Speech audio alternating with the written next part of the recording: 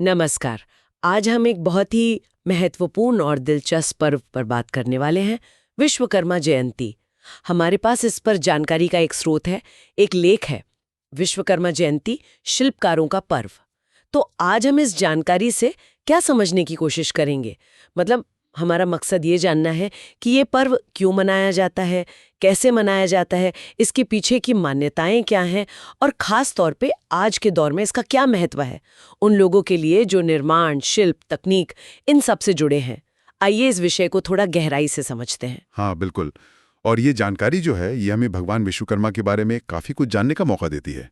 उन्हें सिर्फ देवताओं का शिल्पकारी नहीं कहते हैं, बल्कि पौराणिक मान्यताओं में तो उन्हें ब्रह्मांड का पहला इंजीनियर, पहला आर्किटेक्ट भी माना गया है। और यही बात मुझे लगता है इस पर्व को खास बनाती है। ये सिर्फ एक पूजा पाठ नहीं है, बल्कि कर्म का, हुनर का, टेक्नोलॉजी का सम्मान एक तरह से। हाँ, तो चलिए बिल्कुल बेसिक से शुरू करते हैं। आखिर ये विश्वकर्मा जयंती है क्या? जानकारी के मुताबिक ये भगवान विश्वकर्मा को समर्पित एक प्रमुख हिंदू त्योहार है। सही कहा। और जैसा मैंने अभी कहा, उन्हें सिर्फ देवताओं के लिए महल या हथियार बनाने वाला ही नहीं मानते, हाँ। बल्कि कहा जाता है कि सृष्टि के जो शुरुआती निर्माणकार्य थे, उनका श्रेय भी उन्हीं को जाता है।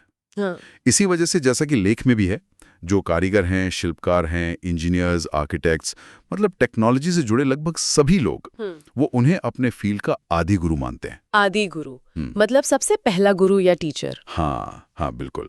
अपनी कला का, अपने हुनर का सबसे पहला, सबसे मूल सिखाने वाला।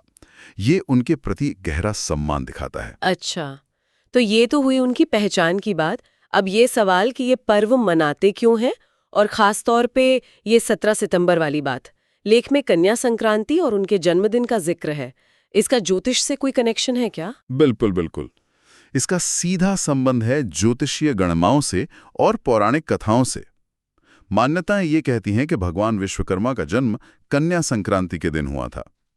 अब ज्योतिष के हिसाब से अगर देखें तो सूरज जो है वो हर साल लगभग 17 सितंबर के आसपास ही कन्या राशि में प्रवेश करता है, और इसी खगोलीय घटनाओं को कहते हैं कन्या संक्रांति। अच्छा, तो इसलिए ये तारीख तय रहती है। हाँ, ज्यादातर इसीलिए विश्वकर्मा जयंती की तारीख लगभग हमेशा 17 सितंबर ही रहती है। और यही बात इसे कई दूसरे हिंदू त्योहारों से अलग भी करती है, जिनकी तारीखें अक्सर बदलती रहती हैं, क्योंकि वो चंद्र कैलेंडर पर आधारित होते हैं। विश्वकर्मा जयंती सौर कैलेंडर मतलब सूर्य के हिसाब से चलती है, तो तारीख ज्यादा स्थिर रहती है। अरे वाह, ये जानकारी तो बहुत ही दिलचस्प है कि तारीख कैसे तय होती है। अब आते हैं भगवान विश्वकर्मा के उन महान कामों पर जिनका जिक्र लेख में है। इसमें स्वर्गलोक बनाना, देवताओं के लिए हथियार जैसे शिव जी का त्रिशूल, विष्णु जी का सुदर्शन चक्र और रावण की सोने की लंका भी। ये तो मतलब सुनने में ही बड़ा अद्भुत लगता है। हाँ, है तो अद्भुत। और ये जो उदाहरण है, ये उनके असाधारण शिल्प कौशल, उनकी डिवाइन इंजीनियरिंग स्किल्स को दिखाते हैं। ये सिर्फ कहानियां नहीं है, बल्कि ये इस बात का प्रतीक है कि हमारे प्राचीन चिंतन में, हमारे शास्त्रों में निर्माण और तकनीक को कितना ऊंचा दर्जा दिया गया था। उन्हें देवताओं का शिल्पकार या दिव्य इंजीनियर इसीलिए तो कहा जाता है। सही। जैसी कल्पना से लेकर त्रिशूल और सुदर्शन चक्र जैसे शक्तिशाली हथियार और लंका जैसा भव्य नगर, आप देखिए उनके काम का दायरा कितना विशाल बताया गया है। ये दिखाता है कि निर्माण कला को कितना पावरफुल माना जाता था। तो इन पौराणिक कथाओं और मान्यताओं का आज के समय में क्या मतलब निकालें? आज के कॉन्टेक्स्ट में इस जयंती का क्या महत्व है? लेख में कुछ खास बातें बताई गई हैं। पहली बात है कर्म और तकनीक का सम्मान। ये कैसे जुड़ता है? देखिए, बहुत ही अहम पहलू है। ये पर्व बेसिकली उन सभी लोगों के लिए सम्मान का दिन है जो अपने हाथों से, अपने हुनर से, अपनी बुद्धि से कुछ बनाते हैं, कुछ नया रचते हैं। चाहे वो गांव का कोई बढ़ई हो, या शहर में कोई फैक्ट्री चलाने वाला हो, या फिर कोई सॉफ्टवेयर इंजीनियर हो। लेख में साफ लिखा है कि इस दिन लोग अपने औजारों की, अपनी मशीनों की, अपने कंप्यूटर्स की, अपने काम करने की जगह की पूजा करते हैं। अच्छा। हाँ, तो ये सिर्फ एक रस्म नहीं है, ये अपने काम के प्रति, अपने हुनर के प्रति एक शुक्रिया अदा करने का, एक सम्मान दिखाने का तरीका है। ये इस बात का भी प्रतीक है कि हम ये मानते हैं कि हमारे जो टूल्स हैं वो सिर्फ बेजान चीजें नहीं हैं, बल्कि हमारी रोजी रोटी और हमारी क्रिएटिविटी का जरिया हैं। यानी ये सिर्फ सम्मान दिखाना भर नहीं है, बल्कि इसमें अपने काम में और बेहतरी और कुशलता आए, ऐसी कामना भी है। बिल्कुल। ये पूजा एक तरह से अपने काम के प्रति जो समर्पण है उसे फिर से मजबूत करती है। जब लोग अपने औजारों मशीनों को साफ करते हैं, उनकी पूजा करते हैं, तो वो एक तरह से अपने काम की इंपॉर्टेंस को मान रहे होते हैं। साथ ही ये भगवान विश्वकर्मा से आशीर्वाद मांगने का भी तरीका है कि भाई हमारा हुनर बना रहे, हमारे काम में और निखार आए, हम अपने फील्ड में सफल हों।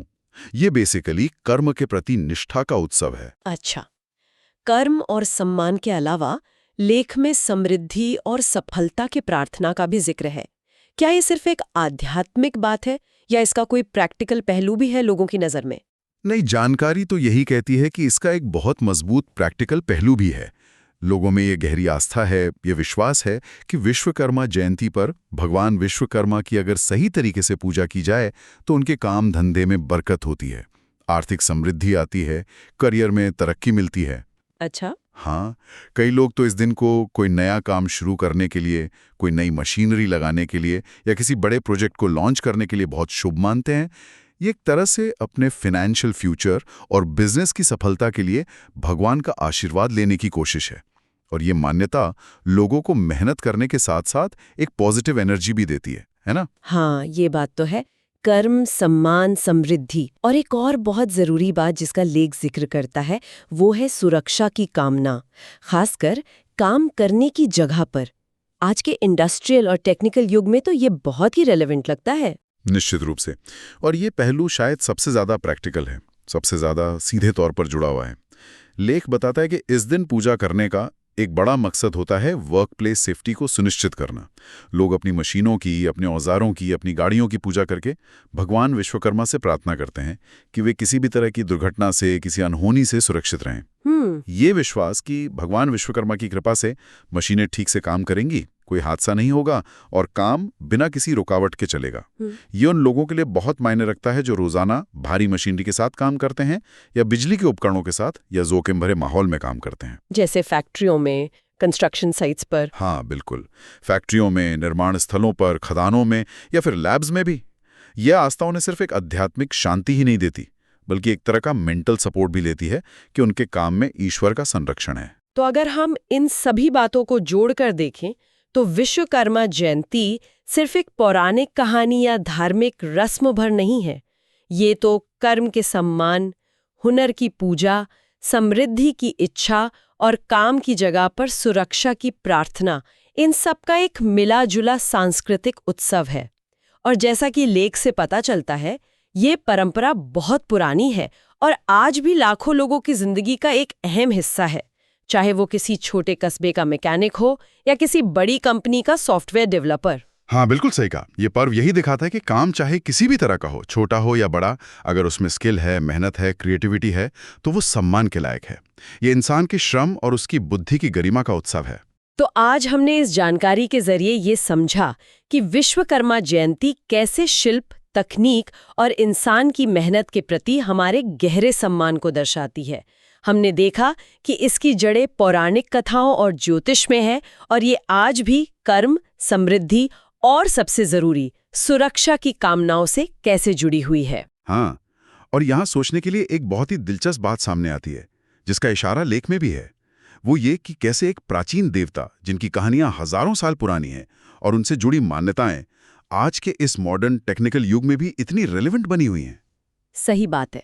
मतलब हम एक तरफ आर्टिफिशियल इंटेलिजेंस की, ऑटोमेशन की, स्पेस टेक्नोलॉजी की बातें करते हैं और दूसरी तरफ उसी समाज में औजारों और मशीनों की पूजा की परंपरा भी जिंदा है और फल फूल रही है।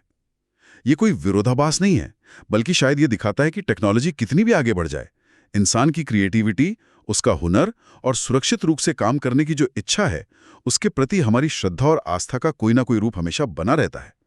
ये परंपराओं और आधुनिकता के एक साथ चलने पर और मानवीय सृजन के प्रति हमारी जो सनातन आस्था है, उस पर विचार करने का एक बहुत अच्छा मौका देता है। वाकई ये गहरा विचार है, कैसे आस्था और तकनीक, परंपरा और प्रगति एक साथ चल सकते हैं। ये विश्वकर्मा जयंती हमें सोचने पर मजबूर करती है। आज के इस विश्लेषण में इतना ही।